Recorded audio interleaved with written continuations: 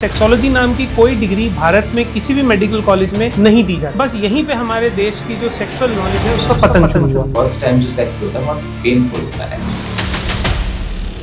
अगर आपका लिबिडो नहीं है तो आप सेक्सुअल एक्टिविटी नहीं कर सकते। अक्सर जो लोग बहुत बड़ी गलती करते हैं जब कॉन्डोम खरीदने जाते हैं वो कभी भी इस पे ध्यान नहीं देते कि वो किस साइज के लिए कॉन्डोम खरीद रहे हैं। जो 18 साल से ऊपर का है और वो 18 साल से कम के किसी भी बच्ची के साथ में संबंध बनाता है तो वो पॉक्सो एक्ट के अंदर कवर्ड है। पॉर्न देखने के बाद अक्सर ऐसा देखा गया है कि बहुत सारे लोग अपने पार्टनर से अननेचुरल चीजें एक्सपेक्ट करते हैं। मेरे पास ऐसे जिम वाले कई लड़के आते हैं, यंग लड़के आते हैं, लेकिन सेक्सुअली वो बिल्कुल भी ठीक नहीं होगा। आज की यंग जनरेशन है वो इनफर्टाइल देखी जा रही है। फीमेल में ऑर्गेज्म हमेशा सेक्स करने से नहीं आता। There are so many orgasmic spots.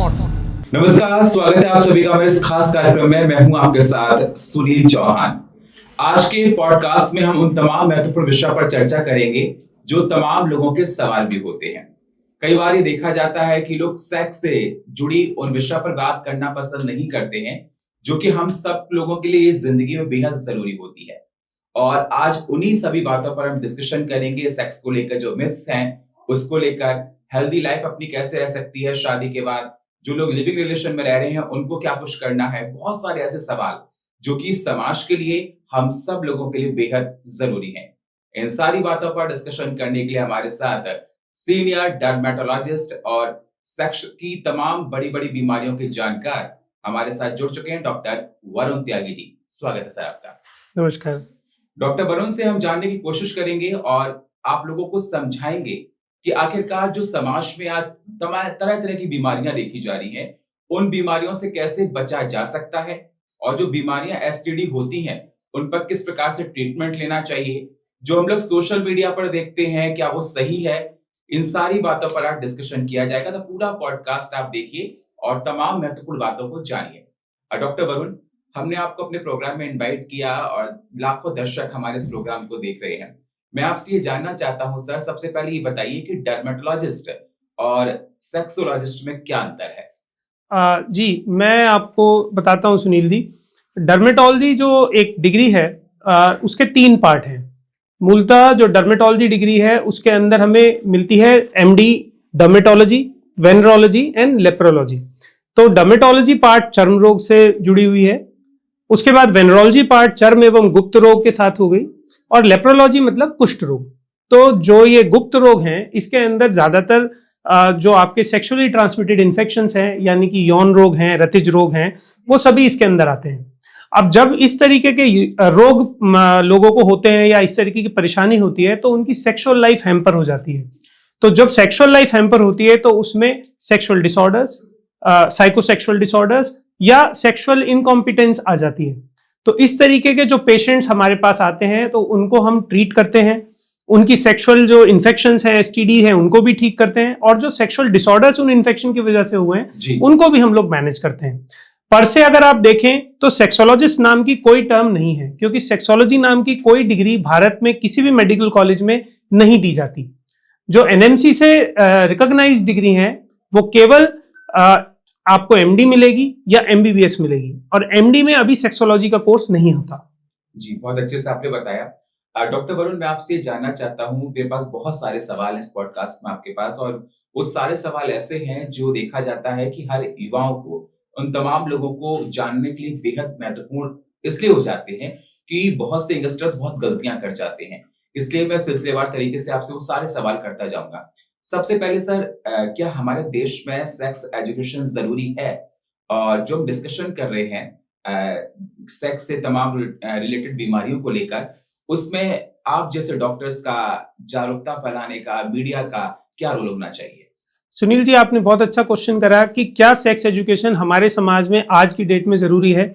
तो मैं आपको ले जाना चाहूंगा अब से कई हजार साल पहले। अगर आप कभी खजुराहो गए हैं या आपने साउथ के किसी भी अच्छे मंदिर को विजिट किया है तो आप देखेंगे कि वहां दीवारों के ऊपर बहुत सारे ऐसे चित्र बनाए हैं या बहुत सारी ऐसी कलाकृतियां हैं जो हमें नॉलेज देती हैं हमारे नॉर्मल सेक्सुअल बिहेवियर के बारे में, किस प्रकार से मानव को अपनी सेक्सुअल जो लाइफ है उसको मैनेज करना चाहिए।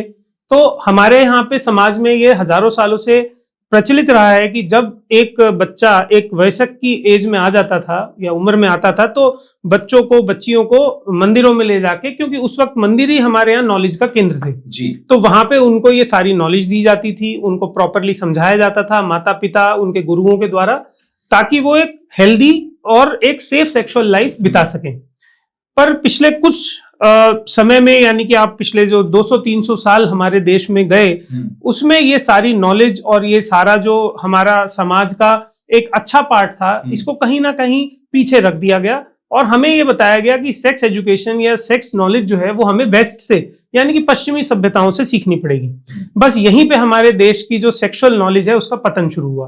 तो ये बहुत जरूरी है कि हमारे बच्चे ये समझें कि एक समय के बाद, एक उम्र के बाद उनको सेफ सेक्सुअल हैबिट्स को समझना चाहिए, ताकि वो खुद भी सेफ रह सकें और उनका पार्टनर भी सुरक्षित रह करके और एक अपने जीवन को अच्छे से सेक्सुअली हेल्दी फॉर्म में चला सके। मतलब बहुत जरूरी है सेक्स एजुकेशन आज के समय में, और हो सके हमारी सरकारों को भी इस पर कुछ ना कुछ ऐसा करना चाहिए जिससे लोगों को समझ में आए हमारे सोसाइटी में इसकी कितना महत्वपूर्ण योगदान होगा अगर सरकार कोई प्रोग्राम चलाएगी। सर, देखा जा रहा, आपने यंगस्टर्स को लेकर जिक्र किया, आपने कहा कि बच्चे जैसे उस एज में आते थे तो मंदिरों में जाकर ज्ञान लेते थे, खुजराओं का जिक्र किया, वहां पर देखा जाता है तमाम ऐसी आकृतियां उकेरी गई हैं दीवारों पर जो दिखाती हैं सेक्स को लेकर तमाम जानकारियां देती हैं। मैं आपसे ये जानना चाहता हूं कि आज के यंगस्टर्स में जो सेक्स को लेकर मिथ्स क्या क्या हैं, क्योंकि बहुत सारी ऐसी भ्रांतियां भी लोगों के अंदर हैं। देखिए, इंटरनेट के आने के बाद में दो बहुत अच्छी चीजें हुई हैं। एक तो हमारे पास असीमित नॉलेज है और दूसरा हम उस नॉलेज को बहुत ही कम कीमत पे पा सकते हैं। लेकिन एक जो उसमें सबसे बड़ी खामी है वो ये है कि हमें क्या चीज लेनी है और क्या नहीं लेनी है, इसके बारे में बताने वाला कोई नहीं है। तो यंगस्टर्स को ये पता होना चाहिए कि उनको नॉलेज कहाँ से लेनी है और क्या सही है क्या गलत है। इसका डिसीजन मेकिंग उनको खुद डेवलप करना पड़ेगा जी। प्रोफेशनल हेल्प के लिए आपको हमेशा अपने फिजिशियन, अपने डॉक्टर, अपने सेक्सुअल मेडिसिन प्रैक्टिशनर से बात करनी चाहिए, क्योंकि आपको जो सबसे अच्छी और जो सही सलाह मिलेगी वो आपके डॉक्टर से ही मिलेगी जी। दूसरा, अगर आप इंटरनेट पे कोई भी चीज देखते हैं, जैसे आजकल एक बहुत कॉमन मिथ है बच्चों में, लड़कों में खासकर, मैस्टरबेशन या हस्तमैथुन को लेकर, कि हस्तमैथुन करने से हमारे शरीर में कमजोरी आ जाती है, या फिर हमारा जो लिंग है वो कमजोर हो जाता है, या फिर हमारी जो सेक्सुअल पावर है कम हो जाती है। ये बिल्कुल मिथ है। इसके पीछे कोई भी साइंटिफिक लॉजिक नहीं है, कोई भी इसके अंदर साइंटिफिक बेसिस नहीं है। बट फिर भी अगर आप देखेंगे तो हर 10 में से 8 जो युवा हैं वो इस चीज को मान के बैठे हुए हैं, और इसकी वजह से उन्हें कभी ना कभी अपने लाइफ में कोई ना कोई सेक्सुअल प्रॉब्लम जरूर आती है। तो इन सब चीजों को और इन मिथ्स को दूर करने के लिए हम डॉक्टर्स भी पूरी तरह से तैयार हैं। हम लोग चाहते हैं कि पब्लिक तक हमारी बात पहुंचे। आप लोगों के थ्रू, मीडिया के थ्रू अगर हमारी बात लोगों तक पहुंचती है तो हम सभी लोगों को ये समझाना चाहते हैं कि आप सही जानकारी पाने के लिए सही डॉक्टर के पास जाएं, अपने डॉक्टर के पास जाके खुल के बात करें। और अगर आपको जवाब मिलता है और आपको लगता है कि उस जवाब से आप संतुष्ट नहीं है तो आप और पूछें। पूछने में कुछ गलत नहीं है। अपने दोस्तों से ज्यादा आप अपने क्वालिफाइड डॉक्टर से पूछें। Exactly. वो आपको ज्यादा बेटर बता पाएंगे। और ये पॉडकास्ट हमने किया इसलिए क्योंकि देखा जाता है सेक्स को लेकर लोग खुलकर बोलना पसंद नहीं कर सकते हैं, और इस पॉडकास्ट के माध्यम से हम जानेंगे देश के तमाम लोग इस पॉडकास्ट के माध्यम से समझें कि आखिरकार सेक्स लाइफ हमारे लिए कितनी ज्यादा इंपॉर्टेंट है। और आपने जैसे बताया कि मैस्टरबेशन को लेकर लोगों के में बहुत सारी मतभेद हैं, अलग अलग जानकारियां आती, लोग कहते हैं कमजोरी होगी, आंखों की रोशनी से चली जाएगी, और कई बार सोशल मीडिया पर देखा भी जाता है कि अलग अलग लोग उस पर अलग अलग एडवाइस दे रहे हैं, चाहे वो इंस्टाग्राम हो, फेसबुक हो, यूट्यूब हो, अलग अलग बातें निकलकर सामने आती हैं। हेल्दी लाइफ के लिए अगर चाहे वो एक पेयर है शादीशुदा के बाद देखा जाए, या वो गर्लफ्रेंड बॉयफ्रेंड है, हेल्दी लाइफ के लिए सेक्स कितना मैटर करता है? देखिए, सेक्स की हमारे जीवन में बहुत ज्यादा इंपॉर्टेंस है, उपयोगिता है, क्योंकि सेक्स हमारे लिए केवल एक प्रजनन का तरीका नहीं है। मानव उन खुशकिस्मत जो सोशल एनिमल है या सामाजिक जानवर है उनमें से है जो सेक्स रिक्रिएशन के लिए भी करता है और अपनी प्रजनन के लिए भी करता है। यानी कि हम एंजॉयमेंट के लिए भी सेक्स करते हैं और रिप्रोडक्शन के लिए भी सेक्स करते हैं। लेकिन इस सब में ये ध्यान रखना बहुत जरूरी है कि जैसे एक हर पावर के साथ आपके पास एक रेस्पॉन्सिबिलिटी आती है। जब भी आपके पास कोई ताकत आती है तो जिम्मेदारी भी आती है। तो आपको जब सेक्स करने का सौभाग्य भगवान ने दिया है या ऊपर वाले ने दिया है तो उसके साथ कुछ जिम्मेवारियां हैं। वो जिम्मेवारी ये है कि आप सेफ सेक्सुअल बिहेवियर अपनाएं, आप अपना और अपने पार्टनर दोनों का ध्यान रखें। आप अनवांटेड इन्फेक्शंस, अनवांटेड प्रेगनेंसीज, इन सब से अपने आप को और अपने पार्टनर को बचाएं। तो यही सब चीजें सेफ सेक्स या फिर सुरक्षित यौन संबंध का पार्ट बनती हैं, और यही आपके लिए जरूरी है कि किस प्रकार हम अपने आप को और अपने पार्टनर को तैयार करें कि हम एक सेफ एनवायरनमेंट में आपसी सहयोग से और इस सेफ सेक्स को कर सकें। बिल्कुल, बहुत अच्छी बात आपने बताई कि हमारे लिए बहुत जरूरी है, और साथ ही साथ आपने कहा अगर हम इसको करेंगे तो हमारी लाइफ है बहुत हेल्दी जाएगी और तमाम तरह की बीमारियों से बचेंगे। आपने कहा कि रिप्रोडक्शन के लिए भी हम लोग करते हैं और अपने एंजॉयमेंट के लिए भी करते हैं। लेकिन सर, एक सवाल इसलिए निकल कर मन में आ रहा है, कई बार लोगों ने कहा कि अगर आप ओवर मैस्टरबेशन करते हैं, खासकर लड़कों के लिए, वो हेल्थ के लिए बहुत ज्यादा हार्मफुल है। जो लाखों दर्शक इस प्रोग्राम को देख रहे हैं, जरा उनको बताइए, समझाइए कि मैस्टरबेशन कब और कैसे करना चाहिए, क्योंकि बहुत सारी मिथ्स हैं इसको लेकर। जी, देखिए, ऐसा है कि नॉर्मल सेक्सुअल एक्टिविटी या मैस्टरबेशन बहुत ज्यादा भिन्न नहीं होते। एक अच्छी सेक्सुअल लाइफ और एक अच्छे सेक्सुअल एक्टिविटी से आपकी बॉडी में बहुत सारा स्ट्रेस कम होता है, बहुत सारा मानसिक तनाव, शरीर के विकार, हार्ट की बीमारियां, इन सब से आप बच सकते हैं। सेम चीजें मैस्टरबेशन से भी होती हैं। मैस्टरबेशन या हस्त मैथुन एक सीमित अगर आप अवधि पे और एक सीमित मात्रा में करें तो वह बुरा नहीं है। अब ये मात्रा कितनी होनी चाहिए, तो इसमें मैं आपसे पूछूंगा सुनील जी, जैसे एक आदमी 1 चम्मच शक्कर लेता है, एक आदमी 2 चम्मच शक्कर लेता है और एक आदमी को 3 चम्मच भी कम लगती है। तो इसी प्रकार से हस्त मैथुन के लिए किसी व्यक्ति को हफ्ते में 1 बार भी ठीक है, किसी को 2 बार भी ठीक है, किसी के लिए 3 बार भी ठीक है। ये सबका अपना अपना परसेप्शन हो सकता है। लेकिन जिस तरीके की भ्रांति लोगों के बीच में है कि अगर आप रोज हस्त मैथुन करेंगे तो आप कमजोर पड़ जाएंगे, लिंग कमजोर हो जाएगा, इस प्रकार की कोई भी चीज साइंटिफिकली प्रूवन नहीं है। फिर भी मैं लोगों को, बच्चों को जो देख रहे हैं, युवा देख रहे हैं, मैं उन्हें कहूंगा कि हस्त मैथुन ज्यादा करने से केवल एक ही समस्या आती है कि आपका नॉर्मल सेक्स के प्रति जो रुझान है वो कम हो जाता है, और बाद में आप जब नॉर्मल सेक्स करना शुरू करते हैं तो आपकी बॉडी डिफरेंटली बिहेव करती है, और फिर उस पैटर्न को दोबारा से करेक्ट करने के लिए, उसको सही करने के लिए बहुत एफर्ट और समय लगता है। तो आप हस्त मैथुन करें, हफ्ते में 1 बार या हफ्ते में 2 बार अगर आप करते हैं तो उसमें कोई नुकसान नहीं है। लेकिन ये ध्यान रखें कि जितने लंबे समय तक आप हस्त मैथुन करेंगे या जितने लंबे समय तक आप मैस्टरबेशन करते हैं, उसके बाद नॉर्मल सेक्सुअल बिहेवियर में आपको थोड़ी परेशानी आ सकती है। ऐसा नहीं है कि आप सेक्स नहीं कर पाएंगे, कर पाएंगे, लेकिन उसको कई बार आपको समझने में और आपके बॉडी को उसके हिसाब से तैयार होने में समय लग जाता है। तो सीमित मात्रा में करें, कभी कभी करें, स्ट्रेस रिलीफ के लिए बहुत अच्छी चीज है। और अगर कोई व्यक्ति नहीं भी करता है तो भी कोई समस्या नहीं है। उसके बाद में कुछ लोगों को नाइट फॉल की दिक्कत होती है। कुछ यंगस्टर्स बोलते हैं कि मैं बिल्कुल कुछ नहीं करता डॉक्टर साहब, मैं सोचता भी ऐसा नहीं हूं, लेकिन मुझे नाइट फॉल हो जाता है। तो ये एक सामान्य प्रक्रिया है। बॉडी के अंदर जब वीर्य बनेगा और जब आपके हार्मोन्स जोर मारेंगे तो ये नाइट फॉल अपने आप होगा, क्योंकि बॉडी जो एक्स्ट्रा वीर्य है उसको बाहर निकालेगी ताकि नए वीर्य के लिए जगह बन सके और वो नए सेल्स बन सके। हमारी बॉडी के सारे सेल्स ऐसे ही बनते हैं। इवन हमारी स्किन हर 48 दिन पे बदल जाती है, पुरानी स्किन झड़ जाती है। हमारे बाल हमेशा बदलते रहते हैं, पुराने बाल झड़ते हैं और नए बाल बनते हैं। इसी तरह हमारा वीर्य पुराना निकल जाता है और नया हमारा वीर्य बनता रहता है। ये एक सामान्य प्रक्रिया है। इसीलिए नाइट फॉल, मैस्टरबेशन या हस्त मैथुन, ये सब बिल्कुल सामान्य प्रोसेस है। बहुत अच्छे से आपने समझाया, क्योंकि कई बार लोग बहुत कहते हैं कि नाइट फॉल हो गया, हमारा सीवन निकल गया, और बहुत सारी प्रॉब्लम ऐसी होती है, डॉक्टर से कंसल्ट करना चाहिए। सर, कई बार ये देखा जाता है, चाहे वो यंगस्टर्स हों, अगर कोई भी उनको सेक्स से रिलेटेड परेशानी होती है तो लोग मतलब इंस्टाग्राम पर जाकर डॉक्टर से देखने लगते हैं, तमाम ऐसे आपको वीडियो मिल जाएंगे, फेसबुक पर जाएंगे, ऑनलाइन गूगल करने लगेंगे। ये एजुकेशन कितनी ठीक है? सबसे बड़ी समस्या ये है कि हमारे देश में कोई भी इस तरीके का रेगुलेशन नहीं है कि जो व्यक्ति इंस्टाग्राम, फेसबुक या किसी भी सोशल मीडिया प्लेटफॉर्म पे आपको सलाह दे रहा है उसकी क्वालिफिकेशन या उसकी क्रेडिबिलिटी चेक की जाए और उसकी रिस्पॉन्सिबिलिटी तय की जाए। अगर कोई आदमी झोला छाप है या नकली डॉक्टर है या वो एक डॉक्टर होने का स्वांग रच रहा है तो उसके खिलाफ कोई लीगल एक्शन लिया जा सके। तो इस चक्कर में प्रॉब्लम ये होती है कि कई बार गलत लोग गलत सलाह दे देते हैं। वो अपने वीडियोस चलवाने के लिए, कुछ व्यूज पाने के लिए, कुछ थोड़ा उनको मॉनेटरी बेनिफिट होता है, पैसों का कुछ लालच होता है, वो कुछ ऐसी चीजें बोल देते हैं जो कि सच नहीं होती और सच से बहुत दूर होती हैं।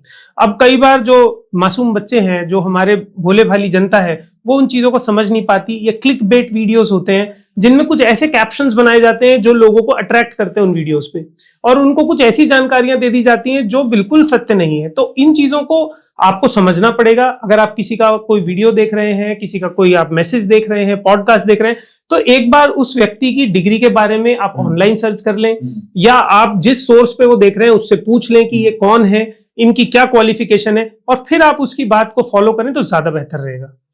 बिल्कुल, बहुत अच्छी बात है, क्योंकि कई बार ऐसा देखा जाता है कि गलत एडवाइस भी लोगों को गलत रास्ते पर ले जाती है जी। तो सबसे पहले आपने कहा कि एजुकेशन, और बहुत बार ऐसा निकलकर भी सामने आया कि झोला छाप डॉक्टर थे। मैंने कई बार स्किन में भी देखा, लोगों की स्किन को खराब कर दिया और बीमारियों को ठीक कर। हम लोग कई बार न्यूज में देखते हैं, हमारे पास खबर भी आती है, और उन नर्सिंग होम को बंद भी कराया जाता है, हॉस्पिटल जो इलीगल होते हैं। तो ये बहुत अच्छा लेसन है आप लोगों के लिए, दर्शकों, कि अगर ऐसा कभी भी ऑनलाइन ज्यादा जाकर कोई भी जानकारी कलेक्ट नहीं करनी है। अगर कोई परेशानी आपको है तो डॉक्टर से, डिग्निफाइड डॉक्टर से कंसल्ट करना बेहद जरूरी है। सर, अर्ली एज पर देखा जाता है कि बहुत से बच्चे सेक्स करने लगते हैं। अगर मैं फीमेल की बात करूं, स्टार्टिंग फ्रॉम मीनार्श की बात करना चाहिए, मीनार्श टू मेनोपॉज को लेकर, और बच्चों के अंदर भी अगर देखा जाए कि 12-11 साल से करने लगते हैं, उसके क्या लाइफ में इल इफेक्ट्स पड़ते हैं? सुनील जी, हमारी बॉडी के अंदर हार्मोनल चेंजेस 12 साल से 13 साल की उम्र में शुरू हो जाते हैं। लड़कियों में थोड़ा जल्दी होते हैं और लड़कों में थोड़ा सा लेट।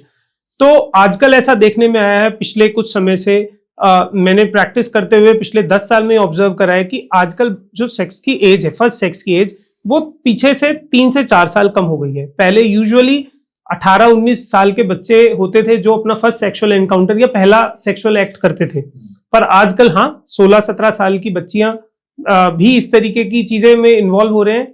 और यहाँ पे एक चीज समझना बहुत जरूरी है आपको, कि जो हमारा कानून है देश का, जो हमारा संविधान है, वो ये कहता है कि 16 इयर्स कंसेंट की एज है। लेकिन अगर कोई भी एडल्ट मेल, कोई ऐसा व्यक्ति जो 18 साल से ऊपर का है और वो 18 साल से कम के किसी भी बच्ची के साथ में संबंध बनाता है, तो वो पॉक्सो एक्ट के अंदर कवर्ड है। तो as a practitioner, as a doctor, अगर मेरे पास इस तरीके की कोई केस आता है या कुछ भी आता है, तो मेरी वो लीगल लायबिलिटी बन जाती है कि मुझे उसे अथॉरिटीज को रिपोर्ट करना है। पर जो बच्चे सेक्सुअली एक्टिव हैं, कम एज में एक्टिव हैं, मैं उनको हमेशा यही कहूंगा, मेरी सलाह रहेगी कि आप सेफ सेक्सुअल प्रैक्टिस में इन्वॉल्व हों। कभी भी ऐसा कोई काम ना करें जिसके लिए बाद में आपको पछताना पड़े, या आपको कोई अनवांटेड इन्फेक्शन या अनवांटेड प्रेगनेंसी हो। हमेशा अपनी बॉडी के हिसाब से ही सेक्सुअल रिलेशन बनाएं। कभी भी कोई ऐसी चीजें ट्राई ना करें जिनके बारे में आपको नॉलेज नहीं है, या कोई ऐसी दवाइयां ट्राई ना करें। अगर आपको कोई कंफ्यूजन है या कोई भी प्रॉब्लम है, तो आप हमेशा अपने डॉक्टर से सलाह लें एक बार, और उसके बाद ही इन चीजों में इन्वॉल्व हो। अर्ली एज में सेक्सुअल कांटेक्ट बनाने से कई बार इमोशनल जो आपके अंदर चेंजेस हैं वो बहुत ज्यादा आ जाते हैं। कई बार बच्चे इमोशनली बहुत ज्यादा कनेक्टेड होते हैं, फिर वो रिलेशंस कंटिन्यू नहीं होती, तो कई बार डिप्रेशन और एंजाइटी जैसी चीजें हो जाती हैं। इन्फेक्शंस के बहुत चांसेस है, क्योंकि जब यंग बच्चे फर्स्ट टाइम एक्सप्लोर करते हैं अपनी सेक्सुअल एक्टिविटी को, तो कई बार वो प्रोटेक्शन का ध्यान नहीं रखते हैं। तो अनवांटेड इन्फेक्शंस, अनवांटेड उनको प्रेगनेंसीज होती हैं, जिसके की बहुत सारे सीरियस कॉम्प्लिकेशंस हो सकते हैं, जिससे कई बार उनकी जो आगे की एज में जो सेक्सुअल लाइफ है वो बहुत हैम्पर हो जाती है। तो वो मेरी तरफ से बच्चों को सुझाव है कि हमेशा सोच समझ के अपने विवेक के अनुसार ही फैसला करें। एग्जैक्टली, बहुत बार मैंने देखा है, मैं और डॉक्टर से भी इंटरव्यूज कर रहा था, गायनिकोलॉजिस्ट से, तो उन्होंने कहा कि कई बार हमारे पास ऐसी लड़कियां आती हैं कि वो ड्रिंक करने के बाद पीयर प्रेशर में उन्होंने सेक्स कर लिया, अनवांटेड यूज कुछ भी नहीं किया, और उसके बाद प्रेगनेंसी हो गई। उनको डांटती हूँ, काउंसलिंग करती हूँ, समझाती हूँ, लेकिन उसके जो इल इफेक्ट्स होते हैं आगे जाकर शादी के बाद बहुत ज्यादा देखने को मिलते हैं। सर, कई बार ये देखा जाता है, लोगों ने पॉर्न देखी और पॉर्न में देखा है कि सेक्स में ये सब कुछ हो रहा है, और वैसा ही खुद ट्राई करने की सोचते हैं। लेकिन कहा यह जाता है कि पॉर्न में और सिंपल लाइफ में सेक्स में बहुत डिफरेंस होता है, जरा उसको समझाइए। जी देखिए, ऐसा है कि पॉर्न भी एक तरीके का चलचित्र है। जैसे हम नॉर्मल मूवीज देखते हैं जिसमें लोग पेड़ों के आसपास नाच गा रहे होते हैं, या फिर बंदूकें चल रही होती हैं, या फिर गाड़ियां उड़ रही होती हैं, जिस तरीके से वो सब कैमरा का इफेक्ट होता है, ज्यादातर झूठ होता है और केवल फिल्म के प्रमोशन के लिए या ज्यादा से ज्यादा व्यूअरशिप के लिए बनाया जाता है। इसी तरीके से पॉर्न के अंदर भी बहुत सारी ऐसी अननेचुरल चीजें दिखाई जाती हैं जो एक्चुअली में पॉसिबल नहीं है।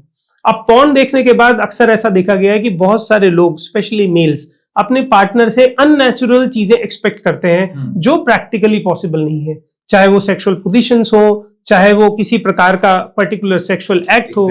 बट वहां पे जब उनकी डिमांड पूरी नहीं होती या उनको उस तरीके की चीजें नहीं मिलती तो आपस में रिलेशंस खराब होते हैं।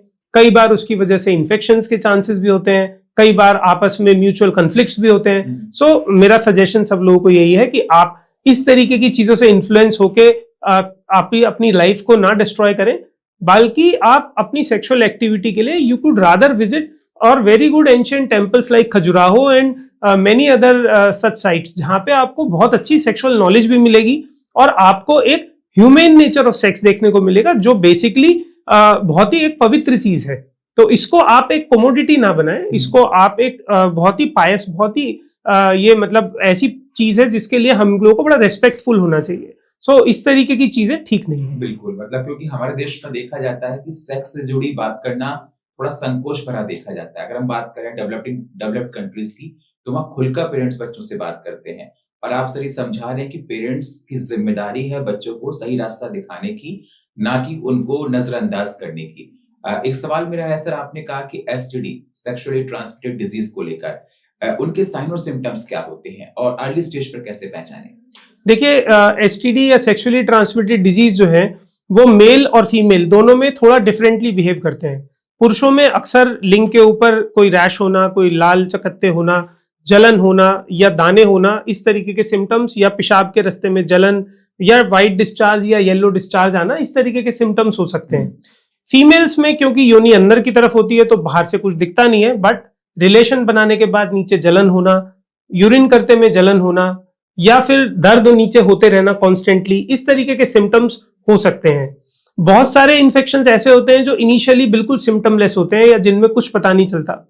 जैसे कि अगर हम बात करें तो सिफिलिस एक ऐसी बीमारी है जिसके अंदर कुछ पता नहीं चलता और शुरू में वो बिल्कुल एसटीडी जैसी दिखती भी नहीं है। इवन HIV एड्स, कई बार आपको 6-6 महीने साल भर तक आपको पता ही नहीं चलेगा कि आप एड्स से पीड़ित हैं।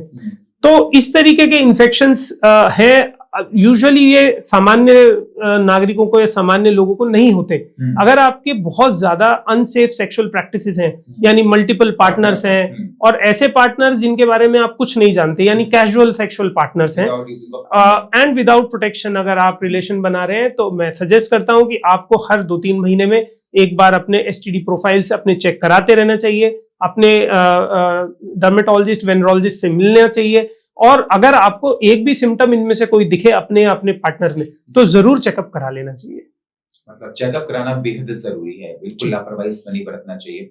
एक सवाल आपने कहा कि जब भी कोई सेक्स करें, आपने कहा मल्टीपल पार्टनर्स को लेकर, तो आपने कहा कॉन्डम का इस्तेमाल करें। सर देखा जाता है अधिकतर लोगों को 90% लोगों को पता ही नहीं कॉन्डम का इस्तेमाल कैसे करना चाहिए, गलत तरीके से उसका इस्तेमाल करते हैं। जरा समझाइए कि कॉन्डम का प्रॉपर यूज कैसे होता है। देखिए, ऐसा है कि कॉन्डोम एक बहुत ही सरल इस्तेमाल करने के लिए कॉन्ट्रासेप्शन डिवाइस है और ये कॉन्ट्रासेप्शन यानी कि जो अनवांटेड प्रेगनेंसी है उसको रोकने के साथ साथ आपको इन्फेक्शन से भी बचाती है। तो कॉन्डोम का सबसे इंपॉर्टेंट एस्पेक्ट है उसका साइज। अक्सर जो लोग बहुत बड़ी गलती करते हैं जब कॉन्डोम खरीदने जाते हैं, वो कभी भी इस पे ध्यान नहीं देते कि वो किस साइज के लिए कॉन्डोम खरीद रहे हैं। जो इंडियन एवरेज साइज है वो 4 to 5 इंचेस है और मीडियम साइज कॉन्डोम जो ज्यादातर कंपनीज बनाती हैं वो इंडिया में जो वो यूजफुल है इंडियन पॉपुलेशन के लिए। तो कॉन्डोम आप जब भी लें हमेशा अपने साइज के हिसाब से लें, देख करके लें।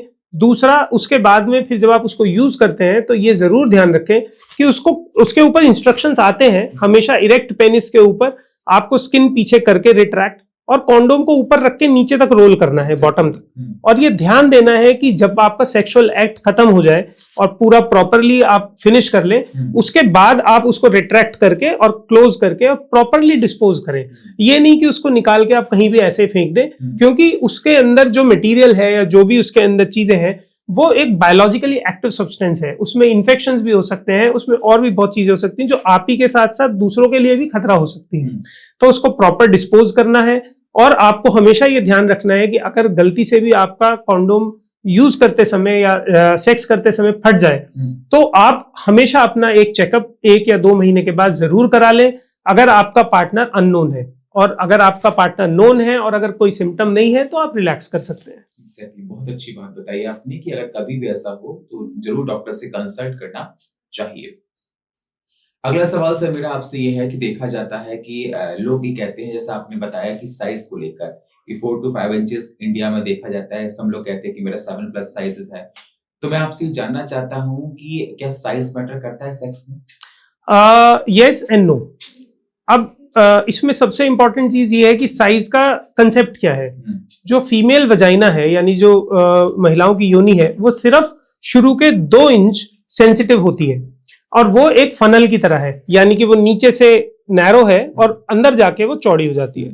तो जो शुरू के 2 इंच है केवल आपकी पेनिस वहां तक जा सकती है, उसके बाद अंदर वो कहीं टच नहीं होती। तो अगर आपका पेनिस साइज 2.5 से 3 इंच के ऊपर कुछ भी है तो वो नॉर्मल है। और जहां तक गर्थ की बात है यानी जो चौड़ाई की बात है, 2.5 इंच के ऊपर कोई भी चौड़ाई नॉर्मल है। और इंडियन जो एवरेज साइज है that is around 4 to 5 inches which is more than sufficient.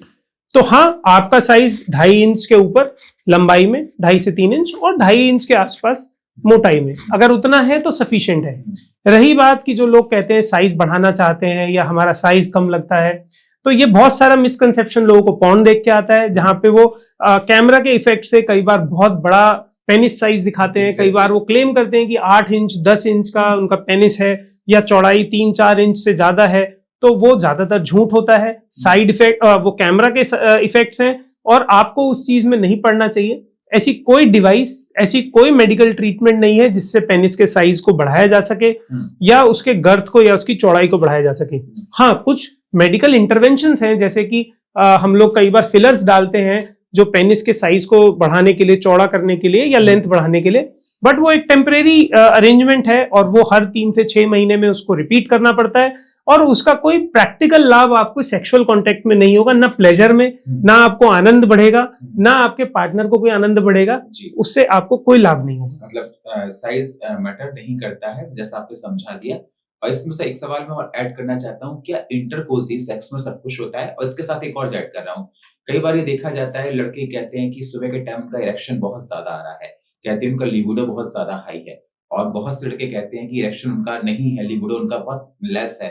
तो लिबिडो का जो रोल है हमारी सेक्सुअल लाइफ में वो क्या है? देखिए, ऐसा है कि लिबिडो की जहां तक बात है, जो आपने मॉर्निंग इरेक्शंस की बात करी वो साइंटिफिकली है। साइंटिफिक इसलिए है कि जो हमारा टेस्टोस्टेरोन सर्ज है वो सुबह के टाइम सबसे ज्यादा होता है, तो आपको जो सबसे अच्छा इरेक्शन आएगा वो सुबह के टाइम ही आएगा।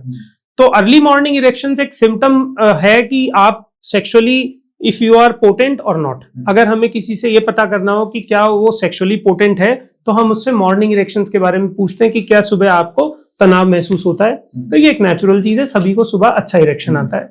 रही बात लिबिडो की, तो लिबिडो जो है वो हमारी इच्छा है कि हम सेक्स करने के प्रति कितना इच्छुक हैं, कितनी इच्छा है। तो लिबिडो कम या ज्यादा होने के बहुत सारे कारण हो सकते हैं। अगर कोई व्यक्ति बहुत खुश है, हेल्दी है, अपनी फिटनेस पे ध्यान देता है, तो उसका लिबिडो अच्छा ही होगा। यस, अगर कोई व्यक्ति बहुत डिप्रेस्ड है, दुखी है, किसी भी कारण से वो फिटनेस में ध्यान नहीं दे रहा है, मोटा है बहुत ज्यादा या आलसी है, तो लिबिडो उसका कम होता चला जाएगा। तो लिबिडो ही सब कुछ मैनेज करता है। अगर आपका लिबिडो नहीं है तो आप सेक्सुअल एक्टिविटी नहीं कर सकते, क्योंकि सेक्स कोई फिजिकल एक्टिविटी नहीं है। जहां तक बात है कि इंटरकोर्स ही क्या सेक्स है, नहीं। इंटरकोर्स की ड्यूरेशन सिर्फ 3 से 4 मिनट की होती है मैक्सिमम। जो उसके अलावा बाकी का टाइम है जिसमें कि आप अपने पार्टनर के साथ टाइम बिताते हैं, किसिंग है, कैरेसिंग है, टचिंग है, फीलिंग है, वो बहुत इंपॉर्टेंट है, जिसको आप फोरप्ले भी कह सकते हैं। क्योंकि अगर आपका पार्टनर के साथ इमोशनल कनेक्ट नहीं है तो sex is just like any physical exercise. जैसे आप जिम में जाके डंबल मारते हैं, इट्स लाइक दैट, आपके लिए वो फिजिकल एक्सरसाइज बन जाएगी। अगर आपका इमोशनल कनेक्ट नहीं बना आपके पार्टनर के साथ तो वो सेक्स एक वेस्टेड सेक्स है। वो आप जैसे कुछ लोग पेमेंट करके सेक्स करते हैं मार्केट में या कमर्शियल सेक्स वर्कर्स के पास जाते हैं, उस सेक्स में और आप अगर अपने पार्टनर के साथ सेक्स करते हैं जो रेगुलर पार्टनर है, उसकी क्वालिटी में बहुत फर्क होता है। एंड आप वो क्वालिटी कभी भी पे करके या फिर विदाउट इमोशनल कनेक्ट अचीव नहीं कर सकते। बहुत अच्छी बात आपने बताई कि मतलब अगर लिबिडो आपका अच्छा है दैट मींस आपकी लाइफ बहुत हेल्दी है, और लिबिडो कम होने का स्ट्रेस भी रीजन आप बता रहे हैं सर, और इंटरकोर्स ही सब कुछ नहीं होता है। ये बहुत अच्छी बात है क्योंकि लोगों के मन में ये है कि इंटरकोर्स ही सब कुछ होता है। अगला सवाल सर मेरा है कि कहीं ऐसे, मैंने जब एक यूरोलॉजिस्ट से मैं अपना शो कर रहा था तो उन्होंने कहा कि मेरे पास ऐसे जिम वाले कई लड़के आते हैं, यंग लड़के आते हैं, जिनके अंदर इरेक्टाइल डिस्फंक्शन देखा जाता है, और हालांकि वो शर्म से बताते नहीं है, प्रीमैच्योर इजैकुलेशन भी बहुत है।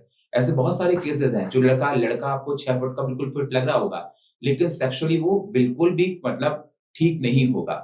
तो मैं आपसे ये जानना चाहता हूँ कि इरेक्टाइल डिस्फंक्शन होने का रीजन क्या है, और जो प्रीमैच्योर इजैकुलेशन है उसको लेकर आप क्या कहना चाहेंगे?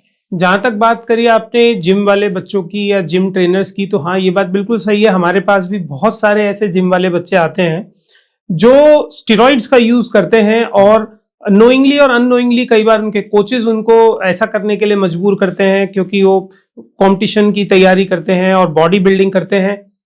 हम उन बच्चों को कई बार समझाते हैं कि देखो, अगर आप ये चीजें लोगे, स्टेरॉइड्स लोगे, तो उसके रिपरकशन आएंगे, क्योंकि टेस्टोस्टेरोन भी एक तरीके का स्टेरॉइड है, वो हमारी बॉडी खुद प्रोड्यूस करती है।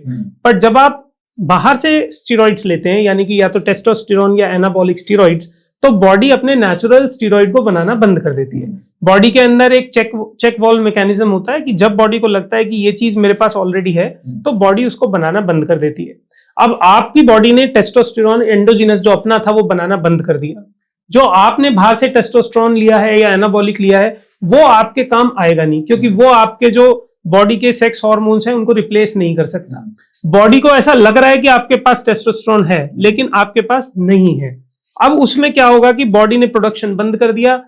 प्रोडक्शन शटडाउन होने की वजह से जो आपके टेस्टोस्टेरोन के इफेक्ट्स थे, यानी कि जो आपको लिबिडो था, जो आपका इरेक्शन था, वो धीरे धीरे सब चला जाएगा। अल्टीमेटली जब आपको इरेक्शन में प्रॉब्लम आने लगेगी, तो आप फील करोगे कि मैं केपेबल नहीं हूं। मैं पार्टनर के पास जाता हूं, सोचता हूं, इरेक्शन आता है, लेकिन जब मैं कुछ करने जाता हूं वो इरेक्शन खत्म हो जाता है। मैं सोचता हूं, शुरू करता हूं, जैसे ही हम कुछ शुरू करते हैं, 1-2 बार में ही वो डाउन हो जाता है, और फिर इरेक्शन आएगा ही नहीं दोबारा। तो ऐसे केसेस में फिर पेशेंट्स को प्रीमेच्योर इजैकुलेशन डेवलप होना शुरू होता है, क्योंकि उन्हें इतना डर होता है कि मैं शायद 1 या 2 सेकंड ही इरेक्शन मेंटेन कर पाऊंगा। तो कई बार वो एंजाइटी की वजह से जैसे ही वो शुरू करते हैं, तुरंत उनका डिस्चार्ज हो जाता है। अब वो डिस्चार्ज होने के बाद में दोबारा इरेक्शन आने के लिए एक रिफ्रैक्टरी पीरियड होता है, यानी कि एक बार आप डिस्चार्ज हो गए तो आपको 15 मिनट, आधा घंटा, 1 घंटा लगेगा दोबारा तैयार होने के लिए, depending upon your physical fitness. कई बार वो पीरियड बहुत लंबा हो सकता है, और पार्टनर एक बार जब उसको लगेगा कि ये तो मेरा मतलब मेरा इच्छाएं पूरी नहीं हुई और मेरे साथ में गलत हुआ, तो उससे फिर आपस में और फ्रिक्शंस होते हैं और डिस्प्यूट्स होते हैं, और फिर ये प्रॉब्लम बढ़ती चली जाती है। बहुत अच्छी बात आपने बताई, और सबसे अच्छी बात है क्योंकि जिम, खासकर जो लोग जिम जाते हैं, उनको स्टेरॉइड्स का इस्तेमाल नहीं करना चाहिए। सर, एक बार मैंने ये भी देखा कि जो लोग जिम जाते हैं, खासकर लड़के, क्योंकि लड़कों की बॉडी अलग होती है, तो उनको जो कपड़े पहनने चाहिए अपने पेनिस को बचाने के लिए, वो ज्यादा टाइट नहीं होने चाहिए। कहते हैं कि ज्यादा टाइट अंडरगारमेंट्स ये भी मतलब फर्टिलिटी बहुत इफेक्ट डालते हैं। सुनील जी, प्रॉब्लम ये है कि जब आप जिम जाते हैं और वेट लिफ्टिंग करते हैं, तो डेफिनेटली आपको सपोर्टर्स पहनने पड़ेंगे। सपोर्टर्स पहनना इसलिए जरूरी है कि अगर आप सपोर्टर नहीं पहनते तो उसमें आपको हर्निया होने के चांसेस रहते हैं। कई बार जो आपका बॉडी के अंदर स्क्रोटम है उसमें स्वेलिंग आ सकती है, नीचे दिक्कत हो सकती है। तो सपोर्टर होना चाहिए, बहुत ज्यादा टाइट नहीं होना चाहिए, but it should be appropriate. और दूसरी बात यह है कि ये केवल जिम वाले बच्चों के लिए नहीं, आजकल बच्चे डिफरेंट स्पोर्ट्स खेलते हैं। जैसे कुछ लोग साइकिलिंग करते हैं, कुछ लोग स्केटिंग करते हैं। तो हर फिजिकल एक्टिविटी में जहां थोड़ा सा भी विगरस फिजिकल एक्टिविटी है, you should wear a supporter. आपको सपोर्टर जरूर लेना चाहिए, बट वो बहुत टाइट नहीं होना चाहिए, नहीं तो उससे आपके अंडकोश पे दबाव पड़ेगा और हार्मोन प्रोडक्शन पे भी फर्क आ सकता है। तो ये बात सही है। बिल्कुल। सर, एक सवाल मेरे मन में और आ रहा है, क्योंकि देखा जा रहा है कि कई बार ये देखा जाता है कि जो आज की यंग जनरेशन है वो इनफर्टाइल बहुत देखी जा रही है। मतलब उनका इनफर्टिलिटी रेट बढ़ता जा रहा है। क्योंकि रीजन क्या है कि हमारी सेडेंटरी लाइफ स्टाइल, बताया जा रहा है खान पान हमारा ठीक नहीं है। तो जो यंगस्टर्स लड़के हैं, लड़कियां हैं, जो उनका इनफर्टाइल का जो रेशियो देखा जा रहा है बढ़ता जा रहा है, उसको लेकर आप क्या कहना चाहेंगे, और जिम वालों के साथ खासकर? जी, अब जहां तक आपने जिम वालों की बात करी, तो मैं यही कहूंगा कि एक तो स्टेरॉइड का यूजेज, कई बार मैंने देखा है जो जिम में बच्चे जाते हैं वो अपने प्राइम एजेस में होते हैं, यानी कि 18 साल से लगा के और 30-32 साल तक के बच्चे होते हैं, अनमैरिड मोस्टली। स्टेरॉइड्स लेने की वजह से उनकी बॉडी के अंदर बहुत सारे साइड इफेक्ट्स आते हैं। अनफॉर्चुनेटली जिम में एक कंसेप्ट चलता है जो उनके ट्रेनर्स उन्हें बताते हैं, वॉश आउट। कि हम आपको कुछ ऐसे इंजेक्शंस लगाएंगे जिससे इसका सारा साइड इफेक्ट वॉश आउट हो जाएगा। सो मैं आज आपके चैनल के माध्यम से और इस पॉडकास्ट में सबको, अपने व्यूअर्स को बताना चाहता हूं कि पॉडकास्ट में जो हम बात बता रहे हैं वो ऑथेंटिक है, कि वॉश आउट नाम की कोई चीज इस दुनिया में नहीं होती। अगर आप कोई भी स्टेरॉइड ले रहे हैं, कोई भी ऐसे इंजेक्शंस ले रहे हैं, ग्रोथ हार्मोन्स ले रहे हैं, या कई बार लोगों को मैंने देखा एक ड्रग आती है वेट लॉस के लिए जो बेसिकली हॉर्सेस के लिए यूज होती है, हॉर्सेस को पतला करने के लिए बाहर के देशों में जहां हॉर्स रेसेस होती हैं, वो हमारे यहाँ पे यूज हो रही है। तो इन दवाइयों के बहुत सीरियस साइड इफेक्ट्स हैं, उनको वॉश आउट नहीं किया जा सकता, वो साइड इफेक्ट करेगी ही करेगी। उससे फीमेल्स के अंदर फर्टिलिटी इश्यूज आते हैं, मेल्स के अंदर फर्टिलिटी इश्यूज आते हैं। दूसरा, जो आजकल बच्चों में स्मोकिंग और ड्रिंकिंग की टेंडेंसी बढ़ती जा रही है, it's is really really very bad for your body. अगर आप रेगुलर स्मोकिंग कर रहे हैं, अगर आप डेली स्मोक करते हैं, आप डेली ड्रिंक करते हैं या ऑल्टरनेट डे ड्रिंक करते हैं, आप मान के चलिए कि आपको हार्ट, किडनी, लीवर की प्रॉब्लम के साथ साथ इनफर्टिलिटी इश्यूज, सेक्सुअल डिसऑर्डर्स आएंगे। यस, आपका स्पर्म भी कम होगा, आपका इरेक्शन भी चला जाएगा और आपको सेक्सुअल डिसऑर्डर्स होने ही होने हैं। सो मेरी रिक्वेस्ट है सभी यंगस्टर्स से कि आप स्मोकिंग, ड्रिंकिंग से दूर रहें, स्टेरॉइड्स अवॉइड करें। इवन इसमें एक बहुत इंपॉर्टेंट एस्पेक्ट है जो आप को मैं बताना चाहूंगा। ये जो मार्केट में झोला छाप डॉक्टर्स होते हैं, किसी भी छोटी मोटी बीमारी के लिए आप उनके पास जाइए तो वो खुली दवाइयां देते हैं, जिसमें वो लोग स्टेरॉइड्स की गोलियां दे देते हैं। आप किसी भी ऐसे झोला छाप के पास जाएंगे तो पुड़िया के अंदर आपको एक सफेद लंबे रंग की गोली जरूर मिलेगी और वो स्टेरॉइड्स होती हैं। आपको बुखार है, दर्द है, खांसी है, जुकाम है, चमड़ी पे खुजली हो रही है, बाल पे खुजली हो रही है, कुछ भी, उन पुड़िया के अंदर एक स्टेरॉइड की गोली जरूर होती है। वो भी आपको सेक्सुअली इंपोर्टेंट बनाने के लिए काफी है, वो बहुत खतरनाक होती है। ये रेस्ट्रिक्टेड मेडिसिन है, इसकी सेल रेस्ट्रिक्टेड है, लेकिन अनफॉर्चुनेटली ये फ्रीली अवेलेबल है और इसके साइड इफेक्ट्स हमारे बच्चों पे देखने को मिल रहे हैं। बहुत अच्छी बात बताई। तो इन सारी बातों से बचना बेहद जरूरी है। सर, कई बार ये देखा जाता है किसी लड़के की शादी होने को हो या किसी लड़की की शादी होने को है या कोई फर्स्ट टाइम रिलेशन बनाने जा रहा है, तो परफॉर्मेंस को लेकर एक एंजाइटी होती है और उसमें देखा जाता है बहुत से लोग मेडिसिन का इंटेक भी करते हैं। कई बार तो देखा है मैंने, एलोपैथी और आयुर्वेद को लेकर मिस कराऊंगा सर, उसको लेकर आप क्या कहना चाहते हो? और बहुत बार ये देखा गया कि उससे डेथ भी हो गई है। जी बिल्कुल। देखिए, ऐसा है कि जब भी हम जीवन में कोई नया काम करते हैं, चाहे हम साइकिल चलाएं, चाहे हम गाड़ी चलाएं, तो हमें एंजाइटी होती है। लेकिन उसका मतलब ये नहीं होता कि अगर मेरे को साइकिल चलाने में एंजाइटी हो रही है तो मैं साइकिल के पहियों में हवा इतनी ज्यादा भर दूं कि वो साइकिल के पहिए फट जाएं। सेम चीज मैं आपको समझाना चाहता हूं। जब किसी को एंजाइटी हो रही है सेक्सुअल रिलेशनशिप बनाने से पहले, तो अक्सर लोग दवाइयां खाते हैं, केमिस्ट के पास जाते हैं और दवाई कौन सी लेते हैं? जो हमारे पास मोस्ट कॉमनली अवेलेबल है, सिल्डेनाफिल की टैबलेट्स हैं, टडालाफिल टैबलेट्स हैं, जो कि इरेक्टाइल डिस्फंक्शन की दवाइयां हैं। यानी वो उन लोगों के लिए बनी है जिनको इरेक्शन की प्रॉब्लम है, ऐसे लोग जो इरेक्शन जिनको आता नहीं है, ठीक है, मेडिकल प्रॉब्लम है। अब एक बच्चा जिसका इरेक्शन बिल्कुल ठीक है, जिसको इरेक्शन की कोई दिक्कत नहीं है, अगर वो उन दवाइयों का सेवन करेगा तो अल्टीमेटली वो आपकी नसों पे अननेसेसरी दबाव पड़ेगा और ये नसें बिल्कुल उस टायर की तरह हैं जिसमें आप हवा भर रहे हैं। एक सीमित मात्रा में तो वो टायर बर्दाश्त करेगा, नहीं तो फिर वो बेकार हो जाएंगी। सेम होता है उन बच्चों के साथ। फिर वो इस ट्रैप में फंस जाते हैं कि उन्हें लगता है कि इस दवाई के बिना हम कुछ कर नहीं सकते। थोड़े दिन बाद वो दवाइयां काम करना बंद कर देती हैं। पहले आप 10 मिलीग्राम लेंगे, फिर आप 20 मिलीग्राम लेंगे, फिर आप 40 लेंगे, फिर उनके साइड इफेक्ट्स आने लगेंगे और फिर वो आप पे काम करना बिल्कुल बंद कर देंगे। तो मेरी सभी बच्चों को ये सलाह है कि एंजाइटी होना नेचुरल है, उसे फाइट करना बहुत सिंपल है। आप मेडिटेशन करें, आपको कोई प्रॉब्लम है आप अपने डॉक्टर के पास जाके बात करें, उनसे अच्छे से सलाह लें, लेकिन इस तरीके की दवाइयां केमिस्ट से जाकर डायरेक्टली ना लें, इससे आपके स्वास्थ्य को बहुत खतरा है। बहुत अच्छी बात बताई। ओवर द काउंटर मेडिसिन कभी लेनी नहीं चाहिए बिना डॉक्टर के कंसल्टेशन के। सर, अगला सवाल मेरा आपसे है कि लोग कहते हैं कि फर्स्ट टाइम जो सेक्स होता है बहुत पेनफुल होता है, ऑकवर्ड होता है, उसको लेकर आप क्या कहना चाहेंगे?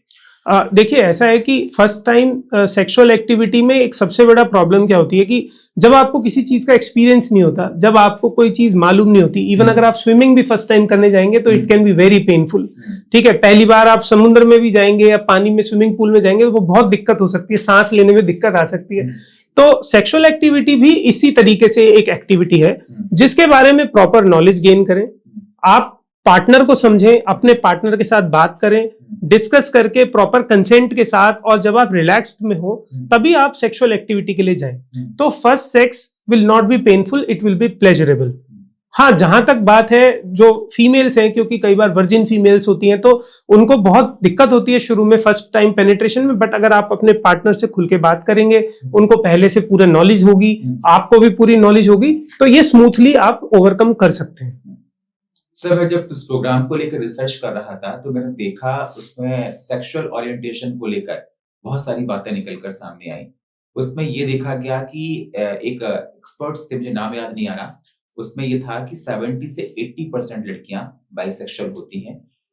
रिसर्च में देखा था मैंने, और मैंने और भी कई मतलब डॉक्टर्स का ये डिस्कशन करते हुए देखा। क्या मैं आपसे जानना चाहूंगी सेक्सुअल ओरिएंटेशन को लेकर और बाइसेक्सुअलिटी को लेकर, चाहे वो लड़कों में हो और लड़कियों हो, इट्स नॉर्मल? देखिए, बाइसेक्सुअलिटी का जितना परसेंटेज आप बता रहे हैं, ये मुझे नहीं लगता डेटा ठीक है, क्योंकि हम लोगों के पास जितने भी साइंटिफिक एविडेंसेस हैं, बाइसेक्सुअलिटी इज रेलेवेंट है, बाइसेक्सुअलिटी लोग होते हैं, लेकिन ये बहुत ज्यादा नहीं है, क्योंकि हम लोग क्लिनिकल प्रैक्टिस करते हैं, समाज में लोगों के बीच में रहते हैं, तो मैं आपको एश्योर कर सकता हूं कि 15 से 20% से ज्यादा ये समाज में नहीं है। हो सकता है लोग एक्सप्रेस ना करते हो अपने आप को खुल के, लेकिन भारतीय समाज में अभी भी ये चीज 15% 20% से ज्यादा नहीं है। बाइसेक्सुअलिटी एक्सेप्टेबल हमारे यहाँ पे नहीं थी अब तक, लेकिन अब धीरे धीरे लोग उसको एक्सेप्ट करने लगे हैं, लेकिन उसमें बहुत सारी लीगल कॉम्प्लिकेशंस भी थी और बहुत सारे सोशल, जी, अब लीगल कॉम्प्लिकेशन तो खत्म हो गई है, लेकिन सोशल और साइकोलॉजिकल कॉम्प्लिकेशंस हैं, जहां पे एक पार्टनर के लिए ये एक्सेप्ट करना कि उसका पार्टनर बाइसेक्सुअल है थोड़ा मुश्किल होता है। सो इस केस में पार्टनर्स को आपस में बात करके, बैठ के और चीजों को अच्छे से डिस्कस करना चाहिए, और आप तभी किसी रिलेशनशिप में जाएं जब वहां पे आपकी कंपैटिबिलिटी हो। आप चाहे बाइसेक्सुअल रिलेशन में है या हेटेरोसेक्सुअल रिलेशन में है या होमोसेक्सुअल रिलेशन में है, it should be compatible with your self. अगर आपकी फीलिंग्स कंपैटिबल नहीं है सामने वाले पार्टनर के साथ, तो you should rather avoid that relationship. बिल्कुल, बहुत अच्छी बात आपने बताई। अगला सवाल से मेरा आपसे है, लोग कॉन्ट्रासेप्टिव पिल्स का इस्तेमाल करते हैं और बहुत ज्यादा कई बार ओवर इनटेक हो जाता है, कहते हैं प्रेगनेंसी से बचने के लिए कॉन्ट्रासेप्टिव पिल्स का ओवर इस्तेमाल करना या विदाउट डॉक्टर की एडवाइस के इस्तेमाल करना, उसे आप कैसे देखते हैं? देखिए, ऐसा है कि कॉन्ट्रासेप्टिव पिल्स दो तरीके की हैं। एक है नॉर्मल कॉन्ट्रासेप्टिव पिल्स, जो नॉर्मली अनमैरिड फीमेल्स यूज नहीं करती हैं, मैरिड फीमेल्स करती हैं, और जो रेगुलर यूज के लिए होती हैं, जो यूजुअली आपको आपकी गायनेकोलॉजिस्ट या आपकी जो भी सेक्सुअल हेल्थ प्रैक्टिशनर है वो आपको गाइड करते हैं, क्योंकि वो रेगुलर लेनी पड़ती है, और वो उन्हीं लोगों के लिए रेलेवेंट है जो रेगुलर सेक्सुअल कांटेक्ट में रहते हैं, जैसे हस्बैंड वाइफ है या कोई लिव इन पार्टनर्स। और फिर आता है नंबर इमरजेंसी कॉन्ट्रासेप्टिव पिल्स का। अब ये जो इमरजेंसी कॉन्ट्रासेप्टिव पिल्स हैं, ये डबल एजेड सॉर्ड है। ये बहुत अच्छी है आप इमरजेंसी में आपको अनवांटेड प्रेगनेंसी प्रिवेंट करने के लिए, लेकिन सुनील जी, अनफॉर्चुनेटली कुछ लोगों ने इसको as a routine contraceptive pill लेना शुरू कर दिया है कि जब भी हमारा सेक्सुअल एनकाउंटर होगा, हम अनसेफ सेक्सुअल प्रैक्टिस करेंगे और एक पिल खा लेंगे। अब इसका जो बर्डन है वो सारा का सारा फीमेल पार्टनर को झेलना पड़ता है। There are very serious side effects on her skin and body. इससे वाटर रिटेंशन होती है, बॉडी का वेट बढ़ जाता है, अनवांटेड हेयर ग्रोथ होती है फेस के ऊपर, आपको पिगमेंटेशन हो जाएगी फेस पे, चीक पे, बॉडी के अंदर, हेयर फॉल होने लगेगा आपके सर से, और अल्टीमेटली आपको एक्ने जैसी चीजें भी आने लगेंगी। तो इससे आपकी फिजिकल फॉर्म, कॉस्मेटिक फॉर्म और आपकी जितनी भी बॉडी की मतलब चीजों का नुकसान हो सकता है, वो सारा फीमेल पार्टनर को झेलना पड़ता है। तो मैं हमेशा रिक्वेस्ट करता हूं फीमेल पार्टनर्स को कि आप सेफ सेक्सुअल प्रैक्टिस आप अप्लाई करें, अपने पार्टनर को कन्विंस करें कि वो कुछ ऐसा यूज करें जिससे कि उनकी बॉडी को हार्म ना हो और दोनों पार्टनर सेफली सेक्स को एंजॉय कर सकें। बहुत अच्छी बात आपने बताई, मतलब कि ऐसे कार्य करें कि जिससे भी दोनों पार्टनर को कोई हार्मफुल ना हो। अगला सवाल सर मेरा है, महिलाओं में, फीमेल्स में देखा जाता है ऑर्गन्स को लेकर अलग अलग धारणाएं हैं, गलत फहमियां, उसको लेकर प्रकाश डालिए सर। देखिए, ऐसा है, फीमेल ऑर्गेज्म एक ऐसा चैप्टर है सेक्सुअल मेडिसिन का जो आज भी इवॉल्व हो रहा है, लेकिन एक चीज जो बिल्कुल क्लियर है कि मेल और फीमेल ऑर्गेज्म बिल्कुल डिफरेंटली बिहेव करते हैं। जो मेल में सेक्सुअल रेस्पॉन्स साइकिल है वो बहुत सिंपल है। आपको सबसे पहले आपका जो इच्छा होगी, उसके बाद आपको तनाव आएगा, फिर उसके बाद आप सेक्स करेंगे और फिर डिस्चार्ज के बाद रेजोल्यूशन हो जाएगा, यानी कि आपका स्खलन हो जाएगा, तो उसके बाद आपकी सारी इच्छाएं समाप्त हो जाती हैं। लेकिन फीमेल्स में सेक्सुअल साइकिल इस तरीके से नहीं चलती। फीमेल्स में इच्छा आएगी धीरे धीरे, उसके बाद में फिर वो बहुत धीरे धीरे धीरे धीरे उनको अपनी बॉडी के अंदर तनाव महसूस होगा, और वो तनाव को जाने में बहुत धीरे धीरे धीरे टाइम लगता है। आपके स्खंदन यानी मेल के स्खंदित होने के बाद, डिस्चार्ज होने के बाद भी फीमेल काफी देर तक एक्साइटेड फेज में रह सकती हैं, और इसीलिए जो ऑर्गेज्म है यानी कि जो उनको संतुष्टि की प्राप्ति है उसमें काफी टाइम लगता है। और कई बार मेल पार्टनर्स होते हैं और कई बार कपल्स आते हैं हमारे पास जो कहते हैं कि ये 2-3 मिनट में फ्री हो जाते हैं और मेरा तो संतुष्टि नहीं हो पाती। तो मैं हमेशा अपने जो कपल्स हैं उनको समझाता हूँ कि देखिए, संतुष्टि के लिए बहुत सारे तरीके हैं। जरूरी नहीं है कि आप सेक्स लंबा करें उसी से संतुष्टि हो, क्योंकि फीमेल में ऑर्गेज्म हमेशा सेक्स करने से नहीं आता। किस करने से, उनको छूने से, उनके बालों को सहलाने से, there are so many orgasmic spots. तो उनको हम फीमेल टू फीमेल ये वेरिएबल हैं, ये हर फीमेल का सेम नहीं होता, और ये आपको विद प्रैक्टिस सीखना पड़ता है। जब आप रेगुलर पार्टनर के साथ में है, जब आप रेगुलरली रिलेशन बना रहे हैं, तो आपको धीरे धीरे अपने पार्टनर के ऑर्गेस्मिक स्पॉट्स पता चल जाते हैं कि किस चीज को करने से आपके जो पार्टनर है उसकी उत्तेजना बढ़ती है।